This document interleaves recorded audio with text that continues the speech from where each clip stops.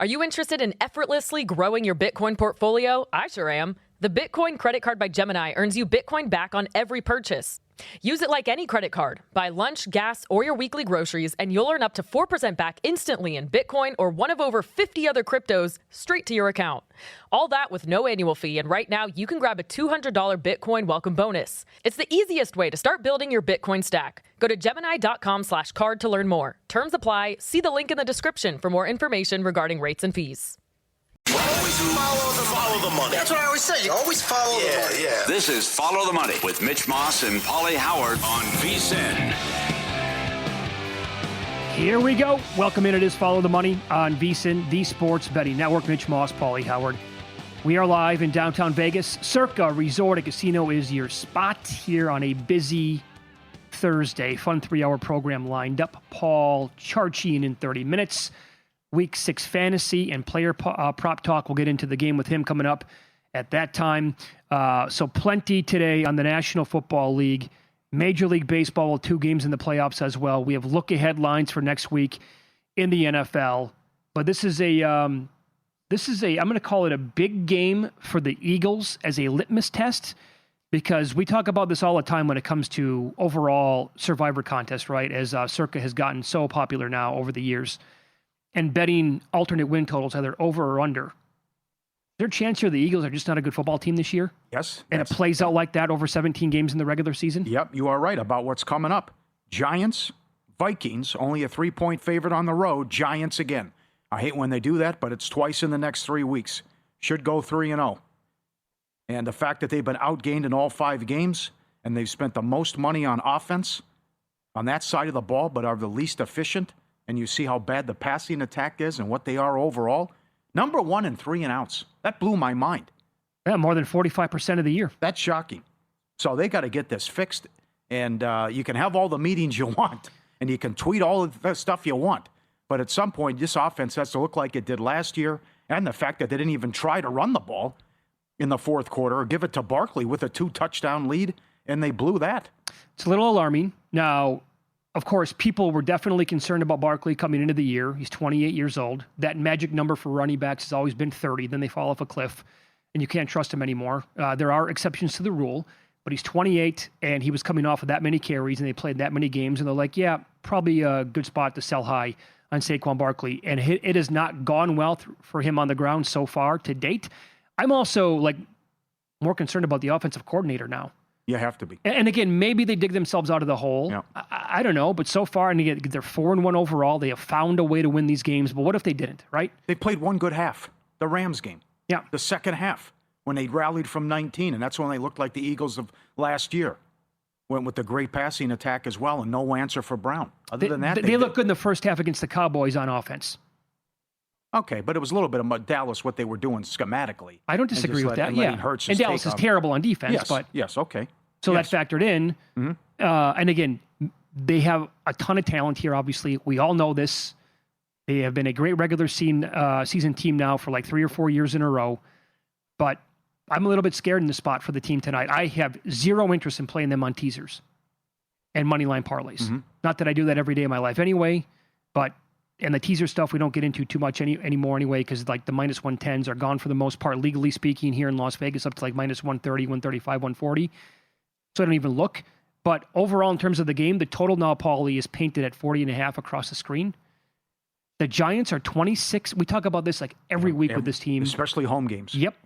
26-6 under as a home dog since 2020. That's 74%. Yep. I have a ton of numbers on the under here, and now I know every game is different, but they are 59-29 under overall since 2020. Brian Dable, 23-9 under as a single-digit dog. Sirianni, 11-2 under the total last 13 games when coming off a straight-up loss. Jalen Hurts, 20-10 under the total last 30 road games. It's one thing after another with this team. And the Evan Abrams, 22-3 under run in home games in September and October, which is also incredible. And the gift that keeps on giving. To me, it's all about Barkley tonight. You know, saying they spit in my face in the documentary, and he wanted to be a Giant, but didn't like how they handled things. Worked out for him. He wins a Super Bowl. But to me, he tore him up last year. Went for $170 on him. So I think they try to get him going often, get him early and often in this game. And I like what the Guru said. The Guru's been all over his receiving yards over. That's been easy the last 2 games. I think he goes over that to 14.5 tonight, too. I think it's all about Barkley tonight and getting right and looking like the champs. And, again, biting the hand that once fed him and sticking it to the Giants, as he's had several comments over the last few weeks and what he said and how the Giants front office and management looks like buffoons, how this turned out and how it played out with him and Danny Dimes. So I'll start there with props and the game plan for the Eagles, that it's a big Barkley game, and it has to be. So are you concerned because it's going to be maybe low scoring and Dart can make a play late, or there's a turnover, and maybe that's how they pull it out? Well, again, you chalked this up as a totally fluky loss against the Saints last week, and you went to the 5 turnovers, right? It was one right after another in that game. If they clean that up, I don't know what to make of Dart at this point. He's a good scrambling quarterback. In the air, he's not going to kill you the way it seems in terms of throwing the ball for 300 yards a game. But this defense, to me, they'd have the talent overall to cause some havoc up front, and that could also result in turnovers, a bunch of sacks, and then easy field position like it happened against the Chargers a couple of weeks ago when they won Dart's first start overall. So I'm concerned about this Phillies offensive line going against the guys up front for the Giants. Mm-hmm. Now, I'm going to tag along with what you said about Saquon Barkley here. The Giants on defense, now they are only allowing 38 yards per game to running backs in the air. But when you look at the DVOA numbers against running backs, they are 25th in the league. And Barkley, I played over 2.5 receptions at even money earlier today. He has gone over 2.5 in 4 out of 5 games so far this year. Targets by game, 5, 2, 5, 4, and 3. And he has 17 catches on 19 targets through 5 games. And he did have a dip in games 2 and 3, but his yards by game in the air, 24, 6, 9, 31, and then 58. Opposing quarterbacks have also thrown for at least 200 yards in every game against the Giants this year. Jalen Hurts, 200-plus yards is around even money in this game. And I don't know where it's coming from in the air, if it's going to be Goddard, Brown, Smith, no clue. But assuming that he gets a 200 or more, all I have to get out of Barkley, basically 3 catches and 16 yards, 15, 16 yards. Mm-hmm. I'm good with that. Uh-huh. The other thing is the New York team's in prime time. Can't get enough of that. Very true. 5-35 straight up since 2019. 1-17 in road games. Giants haven't won a Thursday night game since 2015. 0-10 going back with the issues at home. Philly 10-1 on Thursday night and 10 in a row over the Giants have lost 10 in a row here in this spot, which is incredible. That's the longest in prime time, since the merger back to 1970 for any opposing team. It's incredible. Last time they beat him in a primetime game was on a Sunday night in 2008. Oh, that's dynamite. Very good. So I was kicking this around with my Giants source about who goes off and who do they throw to. Is it a little bit of Scatterbo? He loved the tight ends last week. Theo had a bunch of targets. Right, 2 touchdowns. So did Bellinger, right. But my source is saying it's Robinson early and often here. And there's some good props up at Caesars we'll get to later, about 5, 10 yards in each quarter, 25 yards each half. That's got to be the guy as well, that they can't get Hyatt involved. It's been more of the tight ends, and they can't get much going with the wide receivers, and Slayton's out. So to me, it's all about Robinson, who is 5-1 at Caesars to have the most yards in the game. I think they got to come out and get him going early, and then you can mix in the tight end and then the running game as well. But I won't put you off Dart rushing yards over, too. I mean, the longest rush and the rushing yards over, 37.5. He's got 50 yards on the ground in his first 2 games. The only other quarterbacks to do that, Cunningham, Hurts, and Lamar Jackson. Pretty good. So I think at some point, there'll be a 20-yard rush, and he'll be able to get to 50 yards again or at least go over 37.5. Yeah, I don't hate the longest rush on him either. I really don't. I'm kind of conflicted here. Did your Giants source say anything about the backfield between Scatterbo and Tracy, who's back in this game? Tracy used to be a wide receiver, converted to a running back. He got hurt during that Chiefs Sunday night game a couple of weeks back, but he had 5 targets in week 1, 5 targets in week. I get it. This is with Russell Wilson, but 5 targets in week 2, and then 3 in the game against the Chiefs before he got hurt. He has a very low number tonight that you can get a nice plus price on over 2.5 catches. He doesn't buy it. He's not buying the No, Tracy. They love Cam. Not buying it. Yeah, we'll see. Doesn't buy it. And even more so, maybe to take a peek, as they could get Gunner involved. He was a popular guy that I saw with like fantasy people today. Yes. But I will say the Opta AI projections on vsin.com, they are way down on Cam's rushing yards tonight. I think they project him for like 34 yards on the ground. Damn, that's low. The guy I looked at was Bo Collins because somebody has to, it's like 14 and a half yards. Now, here's the thing. Bo Collins screwed up a route last week, and he talked about it after the game. Right, but they are buddies with, they're buddies, and Dart had his back, and that's exactly right. Good job. Yep. So does Bo Collins, maybe he's the laterable guy tonight because it's only 14 and a half. Can he hit 20 at a plus price, 25 and 30? Like, that's doable in 2 catches for him. Okay, they also have owned them, as we've talked about. How about the blowout factor? How about an A.J. Dillon or a Shipley anytime or last touchdown? Yeah. If it's a blowout and we're just going to run, and we stick one in on them late, that could be an angle too. That's not bad. You know, the Eagles... they're both 100-1. Last touchdown of the game and 12-1 anytime. Last touchdown? Okay. Oh, no, sorry, that's 2. I'm looking at the wrong one. Okay. First touchdown, 45-1. My fault. All right. I want to go back to... Hold on a second here. What if the Eagles are the Chiefs from last year? I said that about the Texans earlier, right? And the Texans were not winning games because they didn't get the BS luck factor on their side in every game like the Chiefs did last year. Yeah.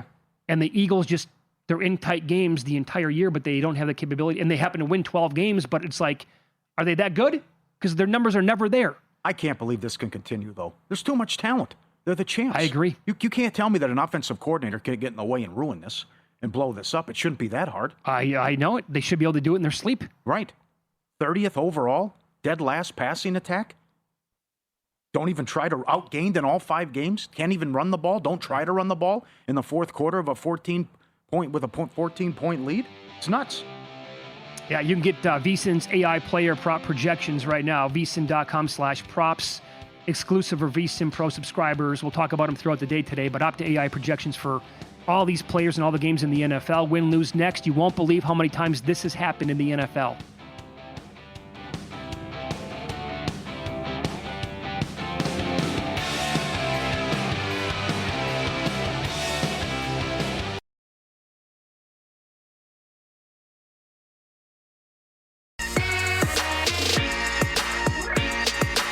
Win Some, Lose Some is sponsored by the Sharp Plays. Were you a winner last night? Wow, winning. Or was it a rough one? Well, they can't all be winners, can they? Loser! You're a loser! Pauly Howard recaps the night in sports betting in Win Some, Lose Some. Glad we always talk about these props. There's always a great menu and something big cashes. Schwarber, longest home run of the day, no surprise, plus 550. Hit 2 of them. 2? Great performance. That's up every day at Caesars. Most runs, Tigers, 6-1. Most home runs, Tigers also 6-1. Most strikeouts, Mize, 22-1. How many innings? Did he even go like 3 innings? Yeah, he got 6. And that held up. Wow. Can you believe that? No. Yep. As you said, when you're only talking about a couple games, crazy stuff can happen. Like that Tyone last week. 22-1. Right. Crazy. Baez to go deep. Isaiah! Behind the glass does a great job. He had Baez and Torres to go deep. Baez plus 850. Torres. Who does he like today? No kidding. What do you got, Isaiah? Give me a Kit Kat, too, please. Green 4-1. Bush plus 450. Bowers plus 850. McMahon 875. Edmonds 725. Schwarber plus 250. Upsets in hockey. Kings plus 175. Surprised Vegas. Down 5-3, by the way. Late. Bam! Got the goal right away. First 10 and first period over cashed. How about Calgary? What was Calgary in play? Edmonton led 3-0. Huh. Calgary wins, plus 185. Subscribe, be part of the team, VSiN.com. Our radio and podcast friends, you always want to see these tweets and videos. At Pauly Does Vegas on Instagram. Send them in, we'll put you on. The foot rub's up there from yesterday. It's excellent. Today at Wrigley Field, $22. The crunchy, foot-long Korean corn dog with mustard, smoky bacon bits, and chives. I'm in. You in? Good presentation. Yeah, but I don't think I could eat the whole thing. Oh, no. It's a big boy. I take a bite or 2. Yeah. Creative. I like it. Playoff baseball. Wash it down with a cold one.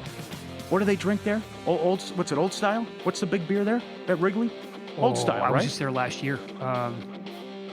Go to Murphy's? Hang out? I don't know if it was big or not, but I think I saw some Old Style signs. Yeah. They're all over. Yeah. PBR? No. No, not there. No. No way. It is old style. Okay, very good. Probably AI. Probably. They're all over the place on Instagram. But still, got to sneak this one in. The guys fell asleep on the porch, and then the bear comes in. And they, get up! It freaks him out. He was trying to... Do you think that's real? Any chance? I think that's real. Yeah, because of the bear's reaction. Really? I think you're right. The bear crawls up on the porch where the guy fell asleep, and then he's trying to lick his face, and that's when the human wakes up, and then he's startled, and then that's the bear's reaction. And you see the way that he flopped off the fence then? Yeah. Or the patio, and he fell on his back? The railing? Yeah. Excellent. Very good. I love this. I got to find more of these on Instagram, where every day, this is a compilation where the dog's best friend is the mailman. And then there's the French Bulldog coming out, the highlight. Here you go, every day greeting the mailman, a lot like the ice cream truck, which we can show tomorrow. But it's a great compilation of, hey, every day, this is my buddy with the mailman, and they're all excited, coming up and wanting to say hello. That guy was sleeping on the bench. That's right, yeah.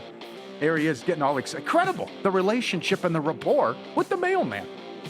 But he knows he's coming 6 days a week, and here jumping up on the fence. Hanging out, playing, great. Lose some Mercury. What happened? 2 up to 4.5, and the under 165 to 161.5. Ace is led by 17 in the fourth quarter. Wilson hits the game winner, 3-0. You gonna sweep him? Do you have that under bad beats if he had the aces? That's a good point. I did not, but you're right. That is a bad beat. Up 17 in the fourth quarter? Yeah. You win by 2? In a 16-year drought now for the Yankees. They were devastated after the game. They thought they had it. They were World Series caliber. 2016, this will be the first ALCS without the Astros or Yankees. Yeah, by the way, I had that backwards. I had it in my head the Aces were favored. I know that they were not. My bad. Sorry about that. I screwed you up. No problem. By the way, last night, the Exhibit A. That's right. Momentum does not exist.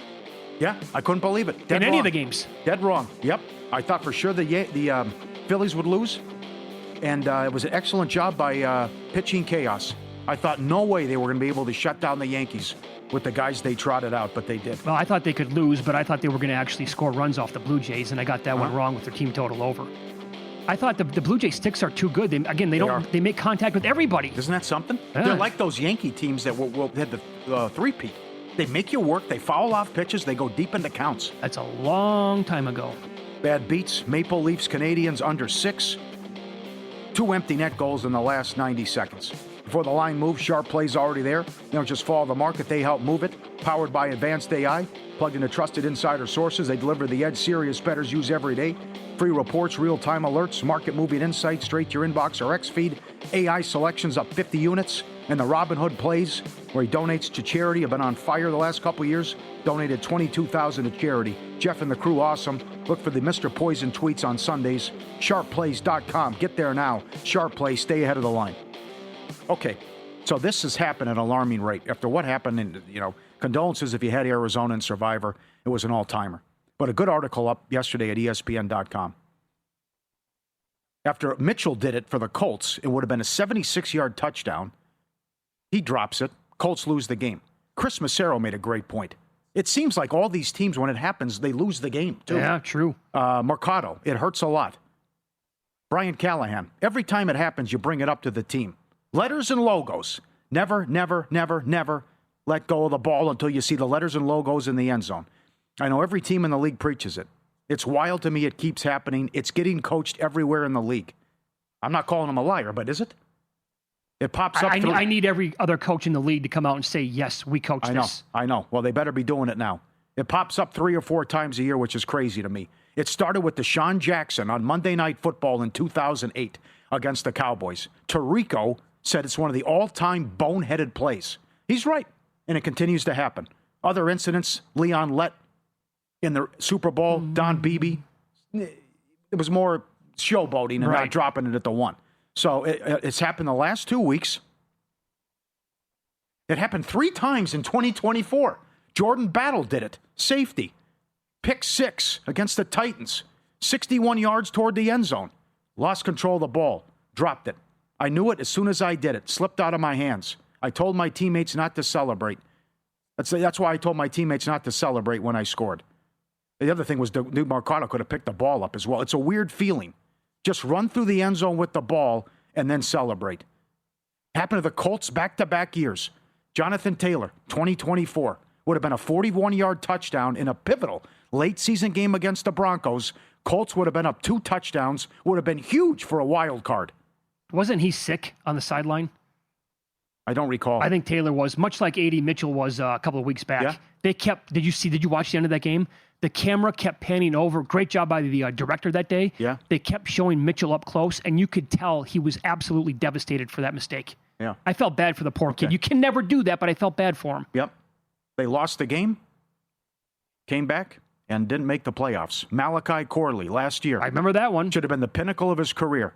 On the second touch of the season, the rookie got the ball on an end around, let go of the ball just before crossing the goal line, and his first ever touchdown was overturned. The Texans were awarded the ball after it resulted in a touchback. Jets won the game.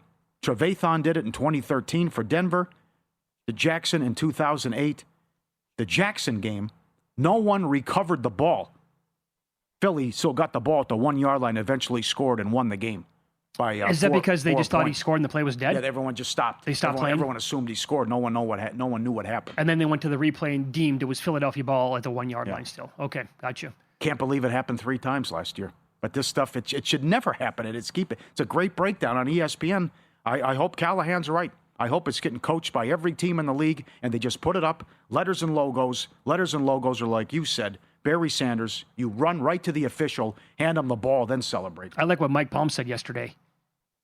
Every player should be required to do that after they score a touchdown. Yeah. Find the official. Here you go. Here's the ball. If you could bet on this right now, will it happen one more time this year? In the NFL, regular season, postseason, would you say yes? Even money. Oh, yeah. You would. At that price, yeah. I remember it happened in a big Oregon-Utah game. Oregon could have been knocked out of the playoff that year. I remember that. The Utah kid dropped at the 1 yard line. You want to have a side bet? You say it won't happen? Just for fun. I think it will happen. I'll have a side bet for lunch that it will not happen. Okay. Got it. 2 weeks in a row. 2 weeks in a row is absolute. I know. So I guess maybe by like week 14, players are going to say, I forgot already. Well, we see it all the time when there's what people say if there's an overtime or a tie. Sure. Oh, I didn't know a game could end at a tie. I didn't know this could happen. Yeah, wait, what? I don't know how it worked. I've never been in a tie. I've never know. heard of that before. How's that possible? NFL tie, really? Huh. That's going to happen, by the way, at some point. There will be a team, rest assured, that will get the ball in overtime and take like 9 minutes and change off the clock, or maybe the entire clock, kick a field goal, score a touchdown, game's over, other team does not get the ball. That'll happen. People said it in the Super Bowl. Yeah. When the Chiefs-Niners. Like, that's inevitable. What happens when the clock went to 0? Fantasy football Hall of Famer Paul Charchian on the program coming up next. I think we watched the coming out party for this potential star in the league last week. Will Charch agree? Find out here on VSiN.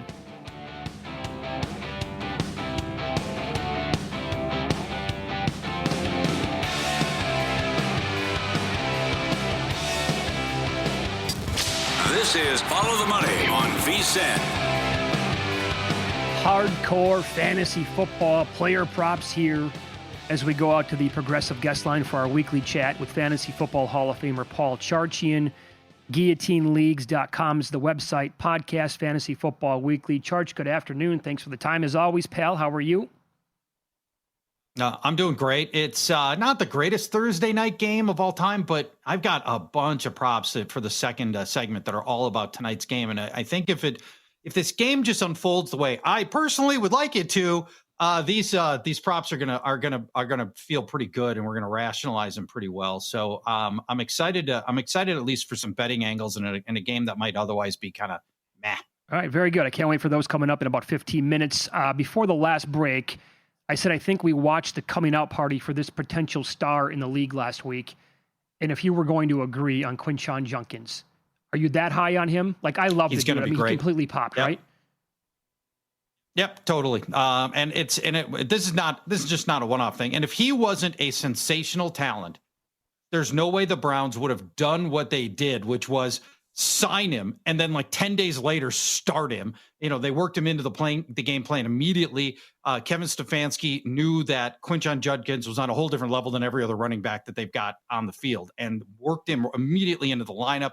He is a freaking beast. He's got that rare combination of power, footwork, speed. It's just, he's a complete back. He can catch better than people realize that he can catch. And we're going to start seeing him getting more and more involved in the passing game, something that where I think his lack of being there for training camp in the preseason has limited his third down snaps, but that's starting to change too. And he's getting more reps there. And so Judkins is going to start helping through the air a lot as well. Flacco's traded. A day later, he's named the starter. What do you expect out of him against the Packers again for Cincinnati? Is a disaster. And I love to use the word again, Pauly. The Packers just prepped for him 3 weeks ago, put him on 142 passing yards and 0 touchdowns. And here he comes again, but with a worse offensive line. That's possible. The Bengals ranked 31st in pass block win rate. If you're trading in the division, right, you only make the trade in the division if you know you're not going to be humiliated by the trade, because the player's going to see is going to go against you twice. He can talk game plan and all the other stuff, right? Look at Jahan Dotson. I mean, when Washington traded Jahan Dotson in the division right before the start of a season, they're like, that guy's not going to hurt us. That's what the Browns just did. They're like, they know Flacco's washed. He's not going to help. He had just 2 scores in 4 games. He had 6 picks. Not all his fault. Some of it was on his receivers who gave away some picks. But here's the thing about Flacco that was really killing him. And try to get your mind around this. He was throwing the league's shortest pass, barely 5 yards, and he was at a 58% completion rate. You're in the Anthony Richardson zone at 58% completion rate on 5-yard passing. That should be like an 80% completion rate at 5 yards, but he couldn't do it. This is going to be a wreck and maybe a short-term solution. Jamar Chase and T. Higgins obviously are huge upgrades from what he had in Cleveland, but I don't think it's going to matter here. I think his days of coming in as a white knight are over. All right. So you don't even think like upgrade at all from what we've had from Jake Browning so far?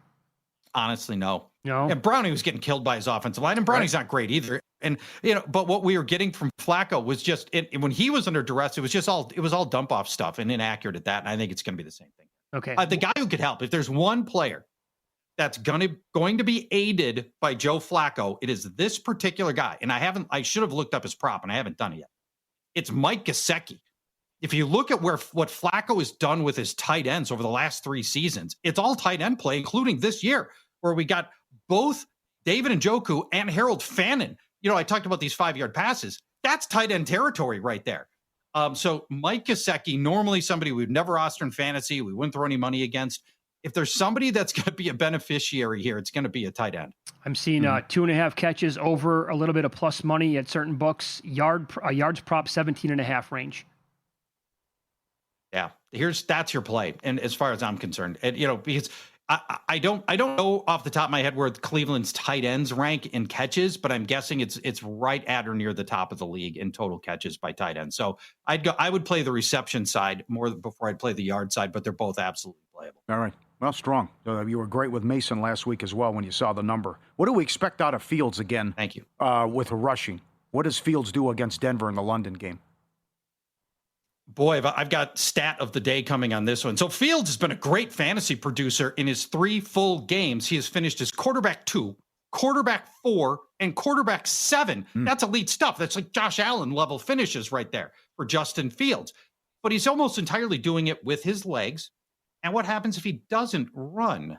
Because the Broncos, incredibly, on the entire season have allowed 15 quarterback rushing yards.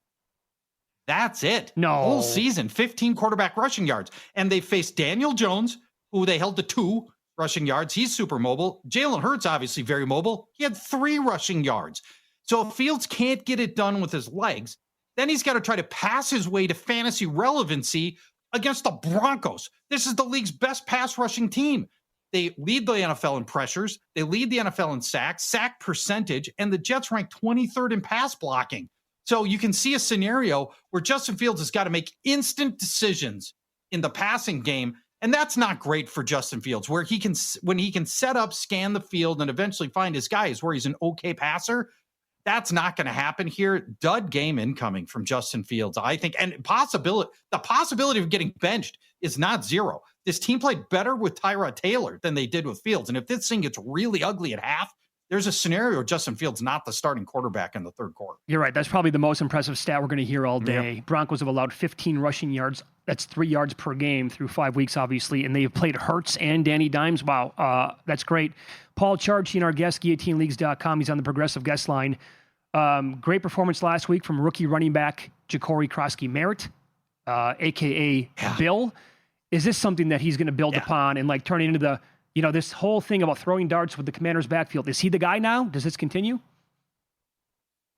I think what we saw last week was the breakout game for a young possible star who's going to emerge. It was a 3-man log jam in Washington, and we were just waiting for somebody to have the breakout game. It's Bill. Krosky-Merritt gets double the snaps last week, double the carries as anybody else, and he looked great, and he got the team's only goal line carry. And now, Monday night, he's going to face the Bears. Last time we saw the Bears, prior to the bye, they were giving up 200 rushing yards to the Raiders. Yes. Last year, Chicago allowed the most fantasy points to runners.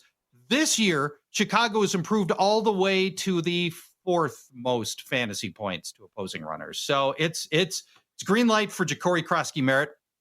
I've got him as running back 13 this week, ahead of Derrick Henry. Wow. Excellent. Okay. Yeah, I'd say that's By strong. the way, do you want to hear some Derrick Henry futility stats that are astounding? They're not breaking tackles again? That's part of it. It's Henry had the breakout game in week 1, and we're like, hey, it's found of you. Derrick Henry's going to be fine. Since that game, he's carried the ball 46 times. Let me tell you where he ranks among every NFL runner who's carried the ball 46 times since the opener. He is second to last in yards per carry at 3.2. Derrick Henry is dead last in yards after contact. He's dead last in avoided tackle rate. He hasn't topped 50 yards. And here's your craziest Derrick Henry futility stat. Since that opening game, he has 1 broken tackle. Nobody else that has his 46 carries has less than 7. Derrick Henry has 1 broken tackle since the opener. That's it. So maybe we are finally to the point where Derrick Henry is cooked. Well, I mentioned this earlier, right? Because Barkley's 28, and I said that age for running backs where they fall off the cliff is 30. Henry's 31. Clearly was unbelievable again last year. Is this all him then?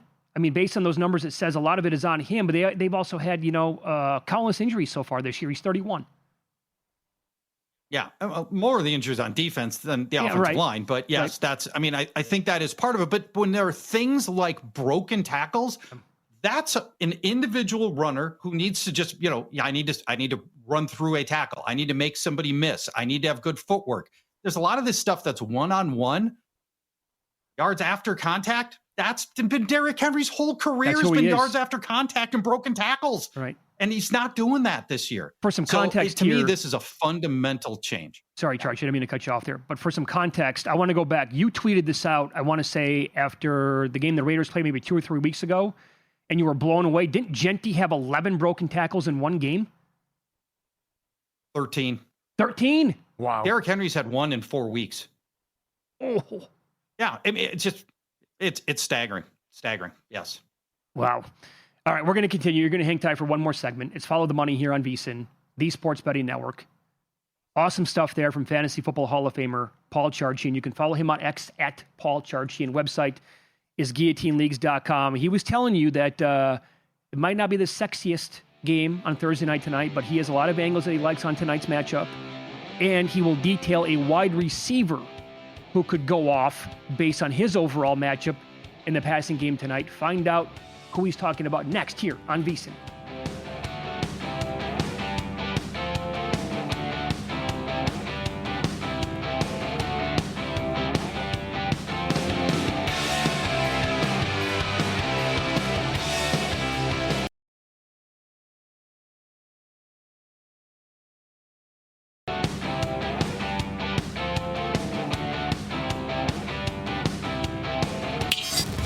This is Follow the Money on VSiN.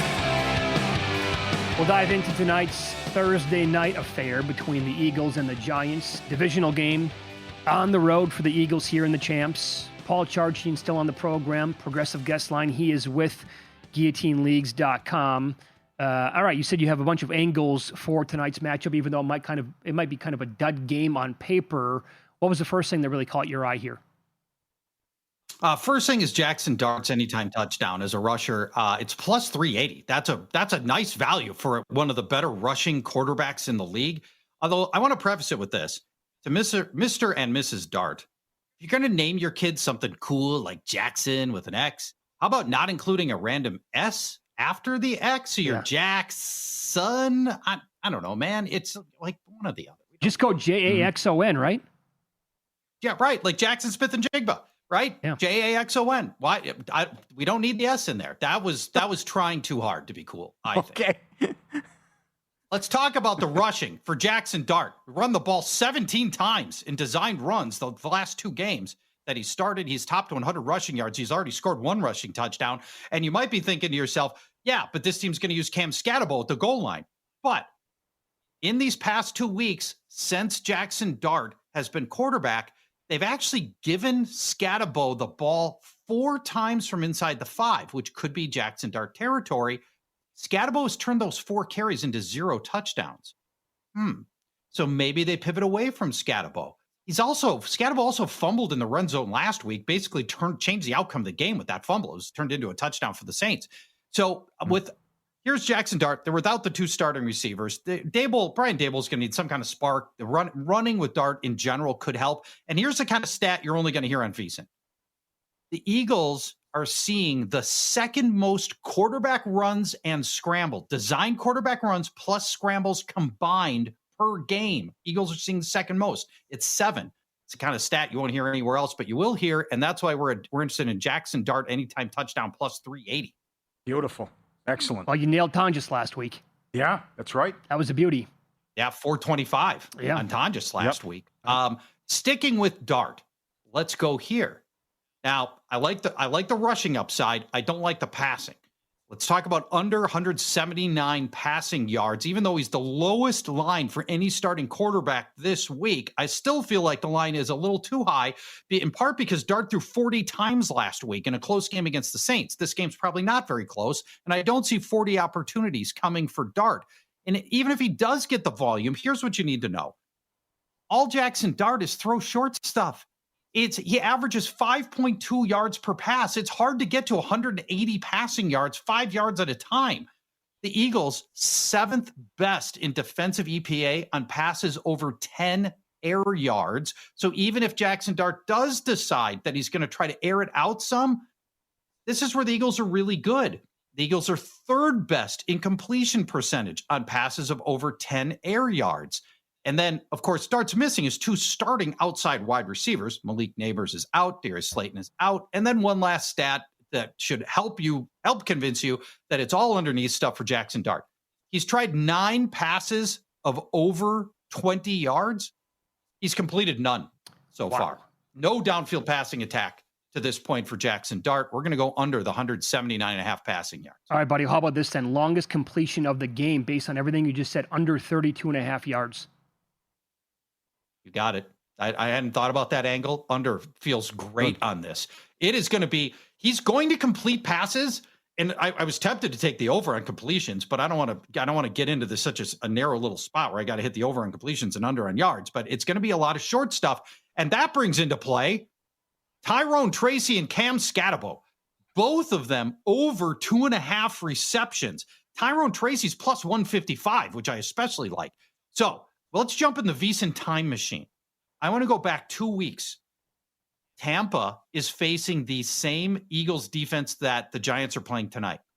The Bucs, just like the Giants, are short a bunch of receivers. No Mike Evans, no Chris Godwin then, Jalen McMillan gone, right? So they're short receivers. So what do? They unlock Bucky Irving and Rachaad White, who combined for 9 catches and 130 receiving yards. Bucky Irving, Rachaad White against these same Eagles.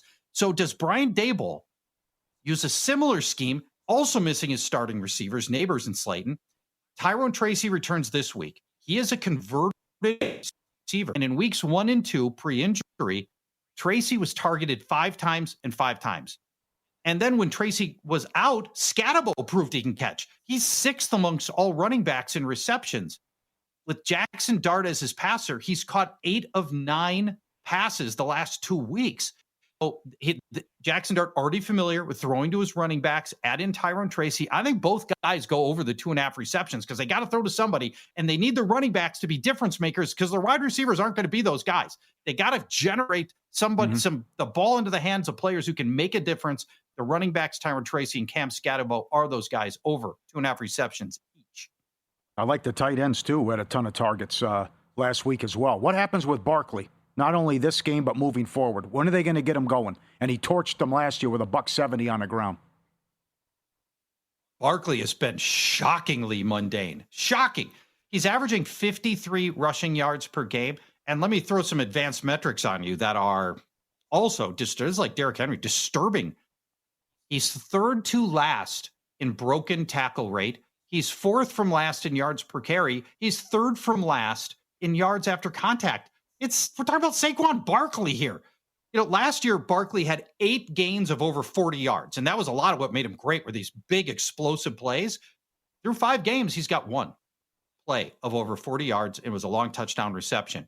Now, tonight, Saquon will not have star guard Landon Dickerson on the field. That could work against him as well. Now, fortunately, the Giants' run defense has been bad, and their pass defense has been good. The path of least resistance here is on the ground, and through sheer volume, Barkley may get to his number. I think it's 88.5, right? 88.5 rushing yards. He might get there on volume, but that's a pretty fair line. And I wouldn't bet this, but this is converging trends here. A Giants run defense that ranks 31st in defensive run rate. So they're going to try Barkley a lot in this game. I see a lot of volume coming. Very good. Okay, final player here. And this is the guy I was talking about before we hit the commercial break. You do think that this is a pretty strong matchup overall for Devontae Smith? I do. Now, he's been highly inconsistent, but he's coming off his best game of the year. New this year in this new Kevin Patullo offense, Devontae Smith is running more from the slot than he is from the outside. This is a big change for Smith, and it might be starting to click the slot route running. Last week, he had 8 receptions, his highest total since last December, and his second highest receiving total in 2 years. Smith's new slot usage gives him a very predictable matchup against the Giants' slot cornerback. His name is Drew Phillips. He's bad. Phillips has allowed the 5th most receiving yards of any player in his coverage. All by himself, he's giving up 52 yards per game. My line on Devonta Smith is 48.5 receiving yards. We're going to go over here. Phillips has been scored on twice, by the way, this year. You could try the Smith anytime touchdown too. Giants allowing the 2nd most fantasy points to slot receivers, which I don't have what that means in terms of like yards and receptions, but that's also a strong indicator here of a very good matchup for Devontae Smith over Drew Phillips and the over 48.5 receiving yards. Oh, there you go. You said you had a strong case, and boy, oh boy, did you ever make it for the game tonight. So I'll tell you, it could be a very boring game, but as long as the bets are cashing, It makes it super exciting, my man. That's all that matters, right? Yep. You're the best. Love talking to you, Charch. Thanks for the time. Thanks, friends. Enjoy the game tonight. We'll talk to you next week. There you go. GuillotineLeagues.com is a website. Follow him on X at Paul Charchian, and he was on the Progressive guest line. That is something with these running backs, the catches. That would be wild.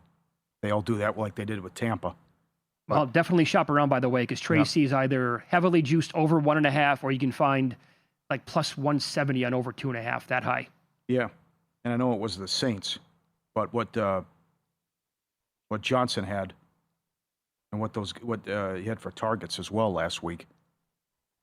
I'll tell you what, though. Yeah. I mean, I don't want to go like off of only one performance, but Theo Johnson just looks like a dude on the football field that should be an incredible target like every single game. Yeah. I would not want to cover him. I got you. Yep. Getting close to the start of the NBA season. Become a VSiN Pro subscriber today. Get the NBA betting guide. Little as $9.99 for your first month. Previews and power ratings on all 30 teams. A ton of futures up there. A lot of hosts weighing in on their best bets. Von Tobel's favorite title bets, props, live betting strategies. Get an edge this season. The NBA betting guide with a full month of VSiN Pro, just $9.99. VSiN.com/subscribe. Incredible offer. You'll get lost in all the content and the menu that's up there. Excellent job by everyone. VSiN.com/subscribe. We'll talk a little college football coming up next as John Talty joins the program, covers the sport nationally for CBS Sports. How do the North Carolina football players respond to the Bill Belichick mess as they have to fly across the country and play at Cal next week? They have a full week to stew on this. We'll ask them coming up next.